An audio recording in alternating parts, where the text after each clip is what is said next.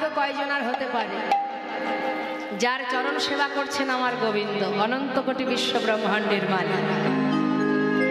এমন ভাগ্য কয়জনার হতে পারে যার রথের সারথি আমার অনন্ত কোটি বিশ্ব ব্রহ্মাণ্ডের মালিক? কিন্তু দেখো মা, ভগবানকে সবাই আমরা ভালোবাসি, ভগবানকে চিনতে পারা ভালোবাসা একরকম, আর তাকে জানা বা চেনা এটা কিন্তু অনেক আলাদা। চিনতে পারে কয়জন? অর্জুন এত বড় ভক্ত হয়ে সে ভগবানকে চিনতে পারেনি। তাই কুরুক্ষেত্রের যুদ্ধের পর কৃষ্ণের রথে যখন যাচ্ছে অর্জুন বলছে, তুমি একটু দাঁড়াও মাধব, নিজে হাতে কত প্রাণী হত্যা করেছি, একবার গঙ্গা থেকে ডুব দিয়ে আসি। কেন? গঙ্গায় ডুব দিলে পাপ দূর হয়ে যায়, তাই তো? যার চরণ তলে গঙ্গা যমুনা সরস্বতী ত্রিবেণী বিরাজমান, যার চরণ ধরলে গঙ্গা যমুনা সরস্বতীর পরশ হয়ে যায়, তার চরণ না ধরে গেল গঙ্গা স্নান করতে। তাহলে বাবা, ভালো তো সবাই বাসি, আপনারাও ভালোবাসেন, ভালোবাসেন তো? তা কি সেবা দেন ভগবানকে? ভালোবেসে কি খাওয়ান?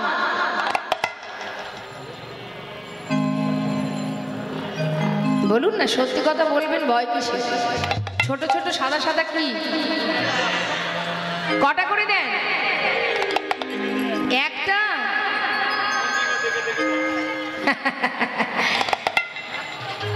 তাহলে হ্যাঁ, বেশি পড়লে তুলে রেখে দেন। বেশ, বলছে দুটো পড়লে একটা তুলে রাখি। দেখুন আমরা কতখানি ভালোবাসি ভগবানকে, কিন্তু চাইবার বেলায় কম চাই। হ্যাঁ, কি চাই ভগবানের কাছে? রূপং দেহি, যশং দেহি, পুত্রং দেহি, জয়ং দেহি, ধনং দেহি। মানে পৃথিবীতে যা আছে সব যদি তুমি আমায় দিতে পারতে প্রভু, একবারও বলি না তুমি কোথায় আছো আমি জানি না, তুমি ভালো থাকো। ওই তো নকুল দানা শ্বাস, দুটো করে নকুল দানা কি একটা করে নকুল দানা 24 ঘন্টার মধ্যে খাবে, খাবে না খাবে না খাবে। তাহলে আমরাও ভগবানকে ভালোবাসি কি? আমরা ভক্ত? কি মনে হয় আমরা ভক্ত? অত সহজ নয়। ভক্ত বললেই ভক্ত হওয়া যায় না। তৃণাদপি শুনেছেন তরুরিব সহিষ্ণু নামানির মানদিন কীর্তনীয় সদা হরি। ভক্ত হতে গেলে আগে দীনতা রাখতে হবে, আর সেটাই আমাদের বড় অভাব। এই দীনতাটাই আমরা মোটে সহ্য করতে পারি না। কি? দুর্বাঘাসের থেকেও নত হতে হবে। ভক্তের স্বভাব কি হবে? দুর্বাঘাস তার উপর দিয়ে যখন মারিয়ে যায়, সে যেমন মাথাটা নিচু করে আবার পরে মাথাটা উঁচু করে, কিন্তু তুমি করতে পারবে না, তার থেকেও তোমাকে নত হতে হবে। আর এটাই আমাদের মধ্যে নেই।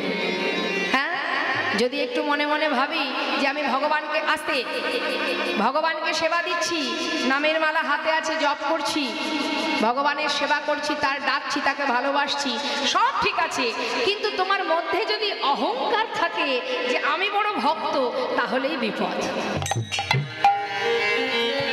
যারা যুগ যুগ ধরে সাধনা করছে যোগী মুনি ঋষি, তারা গোবিন্দের চরণ পাচ্ছে না, আর তুমি দিলে দুটো নকুল দানা, আর ওই শশা যখন বাজারে সস্তা হয় তখন দুটো বাতাসা শশা, এতে কি আর ভক্ত হওয়া যায়? সবার আগে চাই শুদ্ধ ভক্তি। শুদ্ধ ভক্তি থাকতে হবে। আপনার যতটুকু আছে, আপনার 1 টাকা আছে, 2 টাকা আছে, 100 টাকা আছে, 500 টাকা আছে, আপনি পুরোটাই গোবিন্দ সেবায় দিচ্ছেন, দিন। আপনি মনে মনে ভাবছেন যার টাকা আছে তার ভগবান আছে, কথাটা ভুল। একটা তুলসী গাছ যদি একটা নোংরা জায়গাতেও হয়, তার পত্র দিয়ে কিন্তু ভগবানের সেবা হয়। তাহলে তোমার যেমন আছে, যতটুকু আছে, সেটা দিয়েই সেবা দাও। ভেবো না একটা পদ্ম ফুল পচা পাকের মধ্যে জন্মে, সে যদি গোবিন্দের পাদপদ্ম লাভ করতে পারে, তাহলে তুমি কেন পারবে না? তোমার যেমন আছে ততটুকুই তুমি গোবিন্দের সেবায় দাও, কিন্তু তার পিছনে যেন কোনো উদ্দেশ্য না থাকে। উদ্দেশ্য ছাড়া ভগবানকে তো আমরা কিছু দিই না। এই যে কমিটির ভক্তবৃন্দ যারা আছে, দাঁড়ে দাঁড়ে কত কষ্ট করে ভিক্ষা করে, তাই না মা? আসতে তা দাঁড়ে দাঁড়ে যখন ভিক্ষা করে, দেখবেন কেউ যদি দক্ষিণা দিতে চায়, এখানে আছে, মানি ব্যাগের মধ্যে হাত একবার ঢুকলে সেটা বেরোতে অনেক দেরি হয়। কেন বলুন তো? খোঁজাখুঁজি চলে, এর মধ্যে ছোট আছে কোনটা, সেটা গোবিন্দকে দেব। ছোট টাকাটা গোবিন্দর জন্য। এখন গোবিন্দ বলছে, ওরে বোকা, তোর মানিব্যাগে কত কি আছে সে তো আমি জানি, কারণ দিয়েছি তো আমি, আর আমার বেলায় কৃপণতা করছিস। তোর ঘরে কত আছে, ব্যাংকে কত আছে, সবই তো আমার দেওয়া, আমার বেলায় কৃপণতা?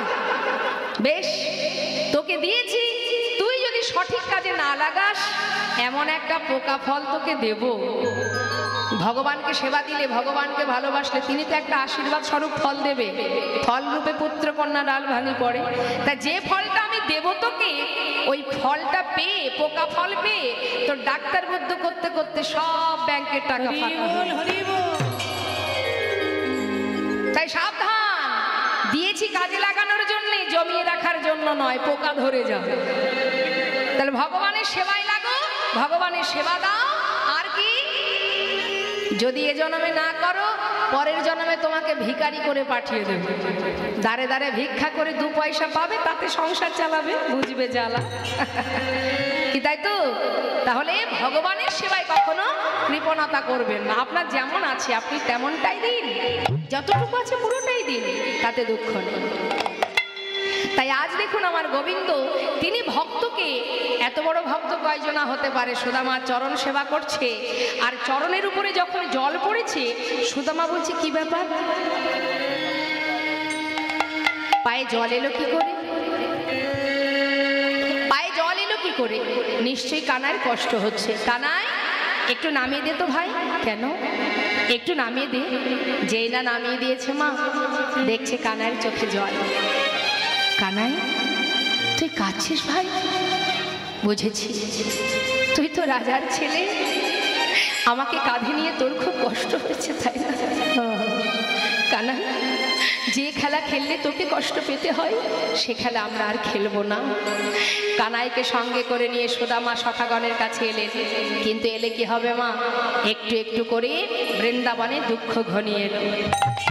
ওই যে কংস মহারাজ, তিনি অক্রুরকে পাঠিয়ে দিলেন কানাইকে আর বলাইকে মথুরায় নিয়ে যাওয়ার জন্য। দুইজনকে নিয়ে চলে গেল, আর গোটা বৃন্দাবন হাহাকার পড়ে গেল। যে যেমন করে ভালোবাসে তেমন করে কানাই কানাই বলে পাগল হয়ে যায়, সবাই কাঁদে। আর এদিকে কানাই মথুরায় গিয়ে কংসকে বধ করে সবাইকে উদ্ধার করে সে কিন্তু আর বৃন্দাবনে ফিরে যায়নি। সে গেল কোথায়? সেখান থেকে চলে গেল গুরু আশ্রমে, সন্দীপ মুনির আশ্রমে। আর যেই না সন্দীপ মুনির আশ্রমে গেল, এদিকে কৃষ্ণের প্রিয় সখা সুদামা, তার পিতা খবর পেল যে কৃষ্ণ নাকি গুরু গৃহে গেছে। এই খবর পেয়ে তার ছেলেকে সেখানে নিয়ে যাচ্ছে। শিক্ষার উদ্দেশ্যে আজ কাহায় চলিল,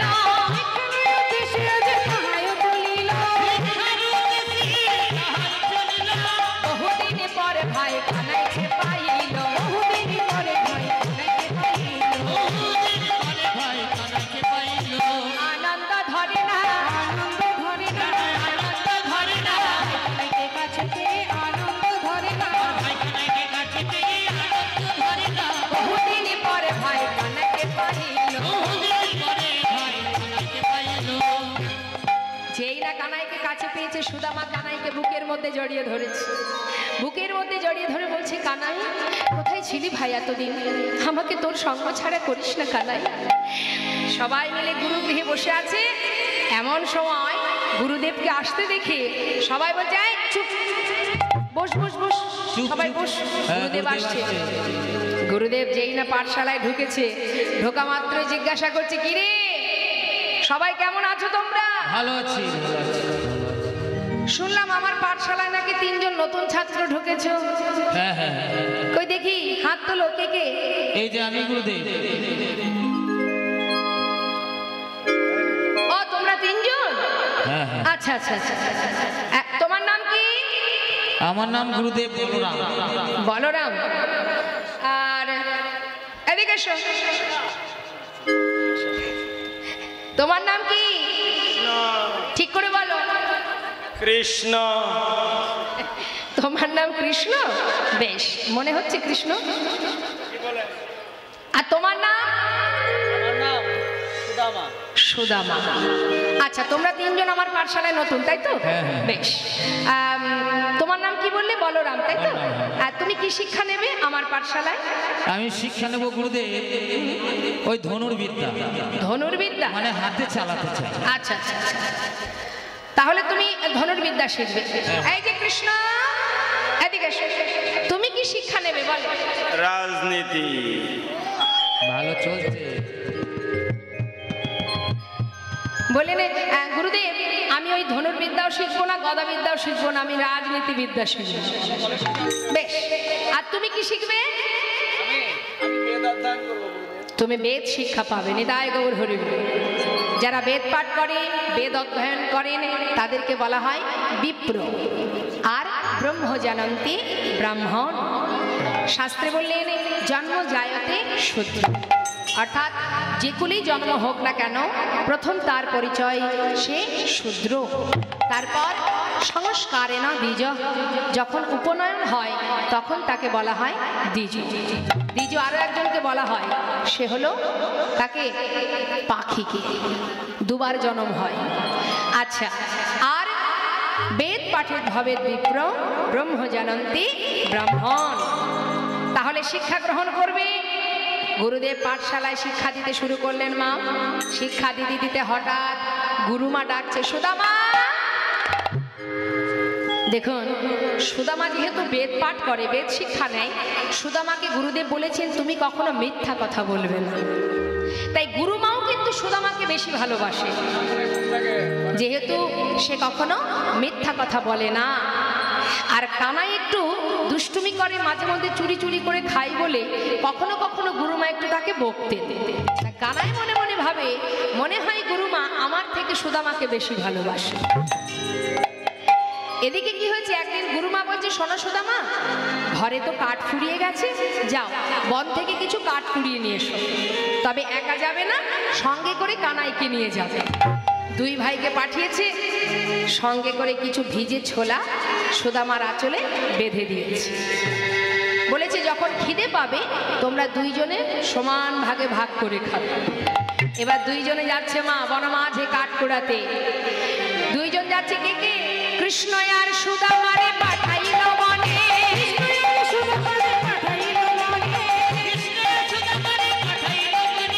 কাটানিতে চলে সবে আনন্দিত মনে।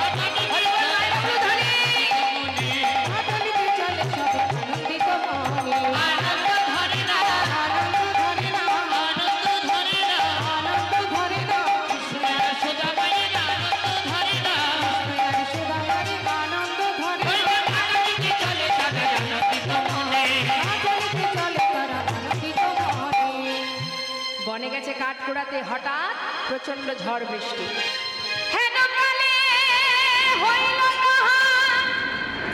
ঝড়ে ভয়ঙ্কর,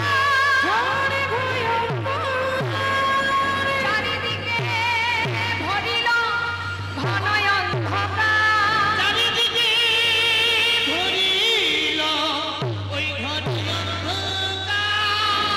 সুদামা, সুদামা, সুদামা। দুইজন একে অপরকে জড়িয়ে ধরেছে, বলছি কাটাই ভয় পাস না, আমি তো আছি। আমি তো রঙে এতটুকু আঘাত লাগতে দেব না। হরি, যত ঝড় যত তুফানই হোক না কেন, আমি তোকে কথা দিচ্ছি, যত কষ্টই হোক সমস্ত আঘাত আমি আগে সহ্য করব, তারপরে তোর অঙ্গে আঘাত দেব। তুই ভাবিস না একটা গাছের ডাল ভেঙে পড়লে আগে আমার গায়ে পড়বে, মানে এমন করে জড়িয়ে ধরেছে, একটা ডাল পড়লে আগে তার গায়ে পড়বে, তারপরে কানার অঙ্গে লাগবে, এমন ভাবে জড়িয়ে ধরেছে। আহা, কিছু সময় পর দুই ভাই উঠে বসেছে এক গাছের ডালে। এবার কি হলো দেখুন মা, গাছের ডালে বসে আছে, কানাই বসেছে নিচে, সুদামা বসেছে ওপরে। হঠাৎ সুদামা চিন্তা করছে প্রচন্ড খিদে পেয়েছি, মা যে ছোলা পাঠিয়েছিল একটু ছোলা খাই।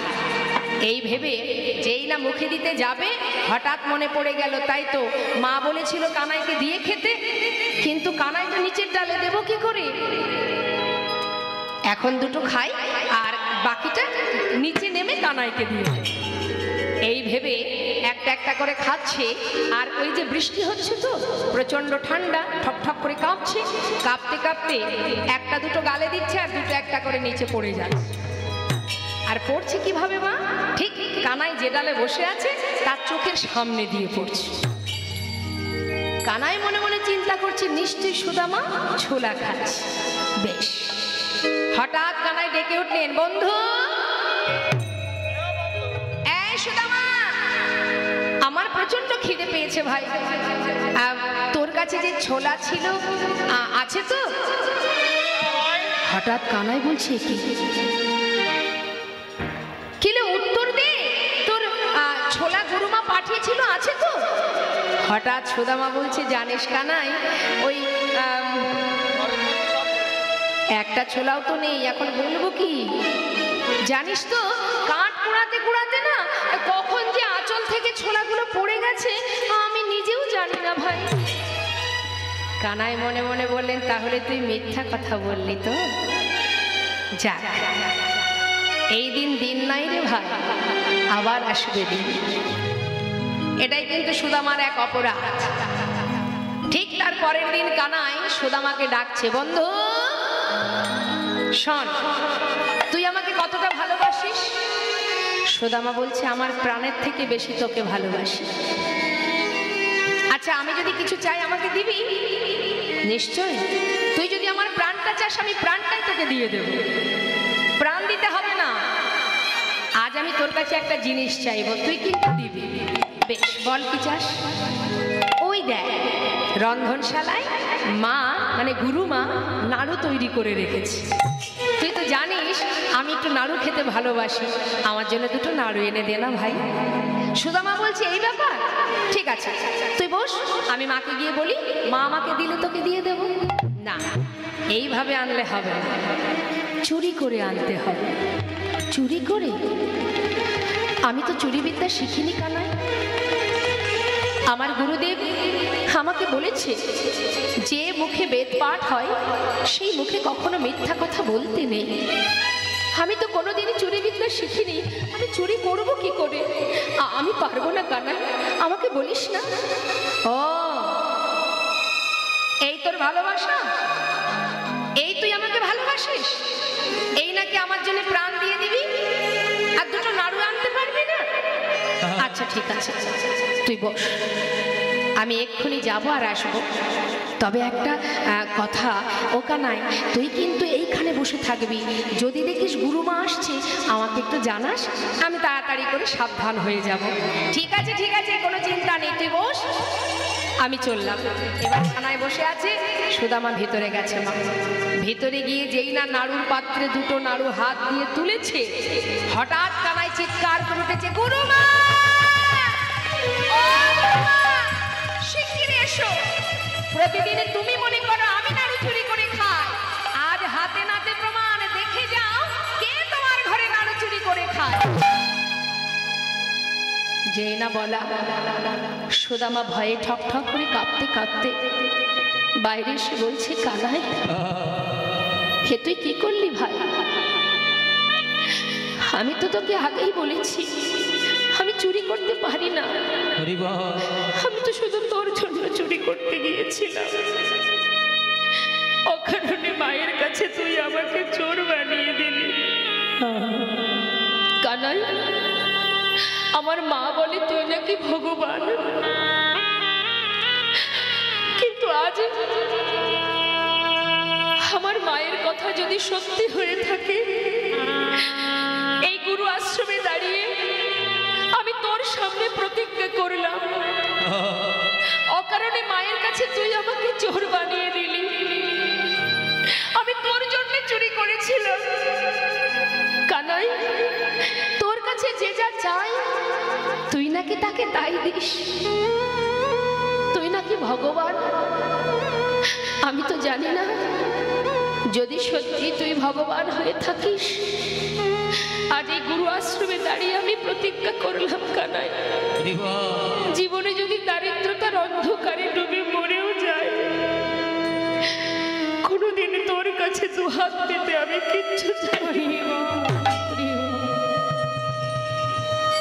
এই প্রতিজ্ঞা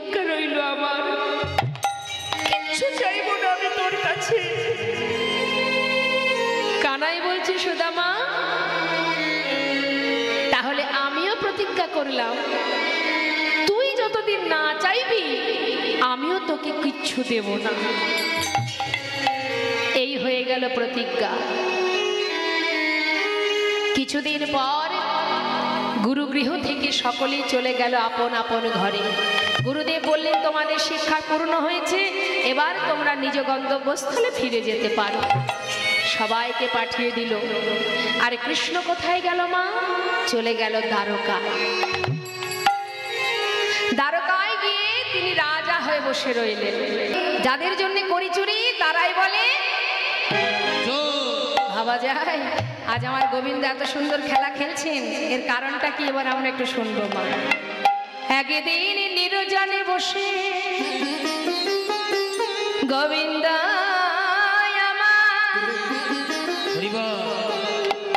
তিনি মনে মনে ভাবে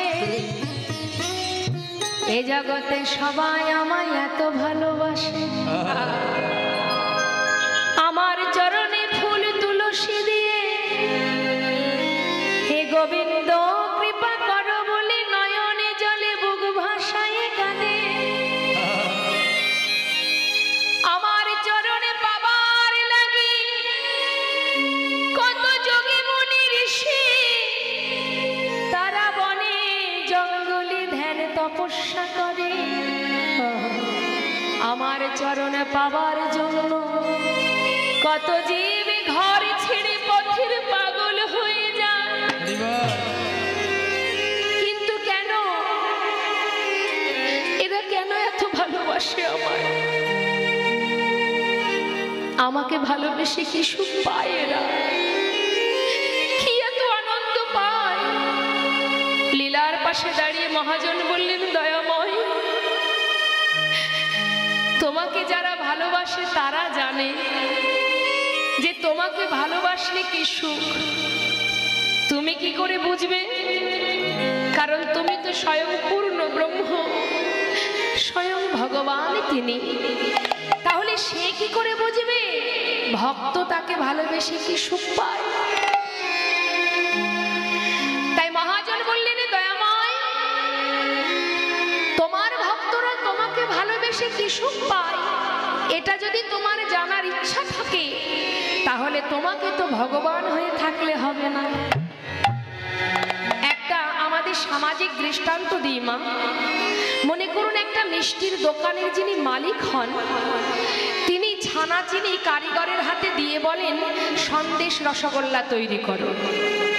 এখন কারিগর জানে যে ছানা চিনি কিভাবে মিশিয়ে কয় পাক দিলে সন্দেশ হবে আর কয় পাক দিলে রসগোল্লা হবে। মালিক কিন্তু জানে না, জানে না। এখন মালিক যদি ভাবে যে কিভাবে সন্দেশ রসগোল্লা তৈরি হয় আমি জানতে চাই, তাহলে কি মালিকের আসনে বসে থাকলে জানতে পারবে? সে যদি কারিগরের আসন যদি ধরতে পারে, কারিগরের আসন যদি গ্রহণ করতে পারে, তবেই কিন্তু সে জানতে পারবে কিভাবে সন্দেশ বা রসগোল্লা তৈরি হয়। তাই মহাজন বললেন প্রভু তুমি যদি ভক্তের ভক্তি রস আস্বাদন করতে চাও, ভক্তের চরণধুলি পেতে চাও, তাহলে ভগবান থেকে তোমাকে ভক্ত হতে হবে। আর ভক্ত হয়ে যদি ভক্ত চরণ সেবা করতে পারো সেদিনই বুঝবে চরণ সেবায় কি আনন্দ। তাই তো আজ তার এই সুন্দর খেলা। তিনি কি করলেন? নিজে চোর সাজলেন, আর যেই চোর সেজেছে সখাগণের আনন্দ ধরছে না। কানাই নিতই নিতই তুই কাঁধে উঠিস, আজ যখন তুই হেরেছিস ভাই তোর কাঁধে আমরা উঠব। উঠেছে কে মা? প্রিয় সখা সুদামা এক কাঁধে বসেছে। আবার সামনে একটা চরণ পিছনে একটা চরণ, চুলগুলো মুঠো করে ধরেছে। কেন? কানাই যখন দৌড়াবে যদি পড়ে যায় ভালো করে ধরেছে। শাস্ত্রে বৈষ্ণব মহাজন পদাবলিতে বললেন রাখে হরি মারে কে, মারে হরি রাখে কে। এ জগতে কেউ যদি ভগবানকে ধরে তার কখনো না কখনো পড়ে গেলেও পড়ার ভয় থাকে, কিন্তু তিনি যদি কখনো কাউকে ধরে তার কি আর পড়ার ভয় থাকে? সুদামা কাঁধে উঠে বসে আছে, সুদামা রে লইয়া কৃষ্ণ